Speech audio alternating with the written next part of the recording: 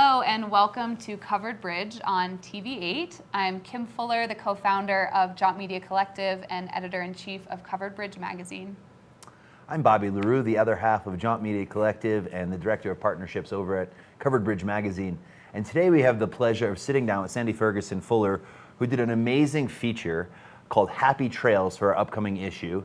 And like many of us, she's had the pleasure and joy of venturing to Piney River Ranch.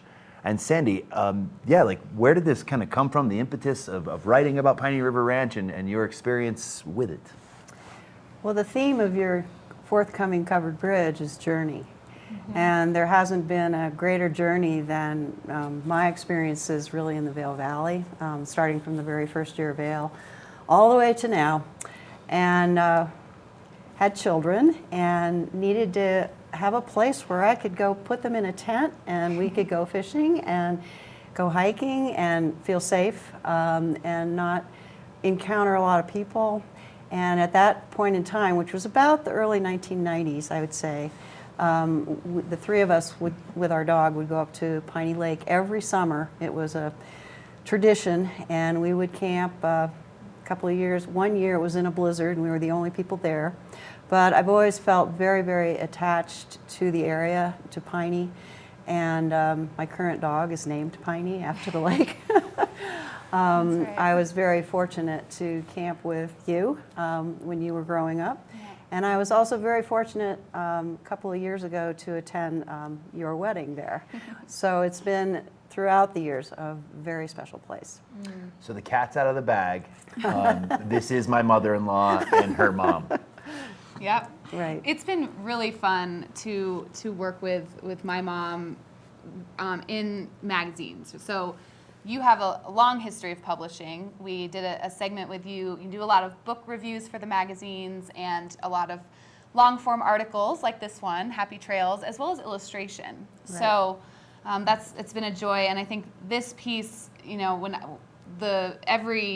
we start to work on our magazines, we put out a theme and our writers come forward with some ideas, and this was sort of like screaming from the rooftops for you. You're like, I just feel this in my bones.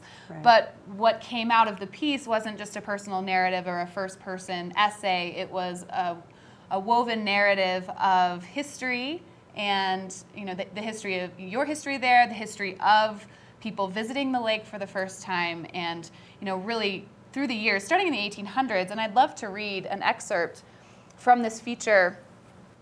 So I'll dive right in. So September, it's dawn, early 1800s. A mist blankets the alpine lake as warm water meets chilly air. Rainbow trout rise to paint surface ripples. From the willows, a bull moose slowly ventures out for breakfast, heavy head dipping low, then lifting, dripping with a mouthful of aquatic plants. An eagle spreads its shadow high across the landscape as the sun rises behind the Gore Range. Perhaps a solitary ute lingers, but otherwise no human is present to observe the beauty. Imagining Piney Lake in the early 1800s, what did you learn about that area and the lake from your research? Well, when I started to write the article, and one thing that's interesting about writing for magazines is that you're supposed to have a limited word count. Yes. And I was not too far into the idea for the article until I realized this was much more of a story than I had ever imagined, just going way back. Ironically, there's very little written history about Piney Lake itself. Piney River Ranch is starting to collect more photographs, tidbits of information everywhere they can, but it was scraping the barrel to find anything. So my idea was to go chronologically, to go back as far as I could. Mount Powell is the prominent mountain behind the lake and in the Gore Range, and John Wesley Powell was the famous explorer who discovered the Grand Canyon, well, didn't discover, but pretty much discovered the Grand Canyon, and on his way climbed in the Gore Range at Long's Peak, Pikes Peak, and so they ultimately named the mountain after him. So that was in the 1800s, and I started there.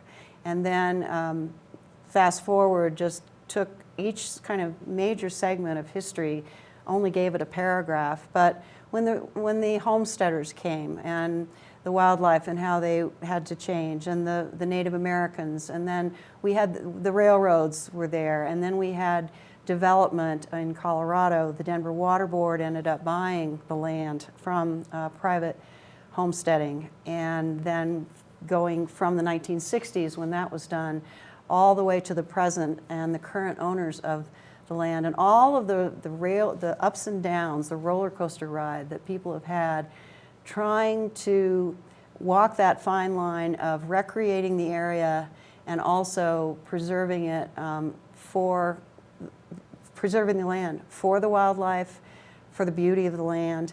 And very fortunately, the current regime at Piney River Ranch, they're all on the same page. They're on the same page with the Colorado Parks and Wildlife, who we also brought in to talk to. I was able to talk to one of the original wranglers who lives in Denver now. He was fascinating, Bob Woods. And everybody who has a spot in their heart for Piney is actively trying to still maintain that preservation while opening up the area so that other people can enjoy it.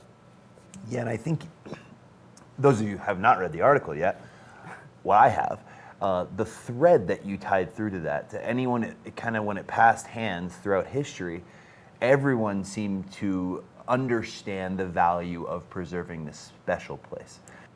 I would have never had the opportunity to go there because I didn't show up to Colorado until 13 years ago, and I can't say how special it is just driving up to the lake. It's not rapid. You can't get there quickly. No, you can't. There's no way to get there fast. There are many people there, but they take the time to journey up to Piney River Ranch. Right. And once you're up there, you've nailed it from the 90s when you were bringing your kids there. There's a feeling. There's something special about the area. And to read that in your article is really cool. So I'm excited for people to actually get to see this article when it comes out in our summer issue. I'm really excited for it, and I wanted to really thank, just publicly, the people who helped me with this article. Matt McKenna, who he's in New York, but he and his wife have a place in Wolcott, and they're longtime visitors to the valley, and he's really the main owner, along with some of his business colleagues. And then Monique, who is the general manager, who also plans all the weddings, but she's got a plate full. But she has been wonderful in just providing information and again, more color about the current direction that they're trying to establish at Piney. And then Devin Duvall was amazing with Colorado Parks and Wildlife. I mean, I learned so much from him about how they're working with the Forest Service and with Piney River Ranch. And it's just a combined effort to make sure that the land is preserved. And then I can't not mention my cowboy in Denver. Monique put us together on the phone, and he was just full of stories and is very excited to see the article. There's the picture of him I think that's going to appear in the article. We do also have an illustration from you in the back of the magazine. So our parting shot is that last look, that last feeling that is a nod to the theme, and you had suggested something to do, possibly with Happy Trails, and it really did make sense to walk away from, the ranch or the lake and say, kind of see you next time, Happy Trails. And that was Bob. There's a quote from him. Yes, I said, we'd love to have your words at the end of the magazine. So he said, I don't know, but he came up with them. And apparently, I'd never seen this. I don't know why. There's a trail, a sign as you leave Piney River Ranch now, and it says Happy Trails. That's the sign that I used in the illustration, and perfect for a journey. Yeah. So.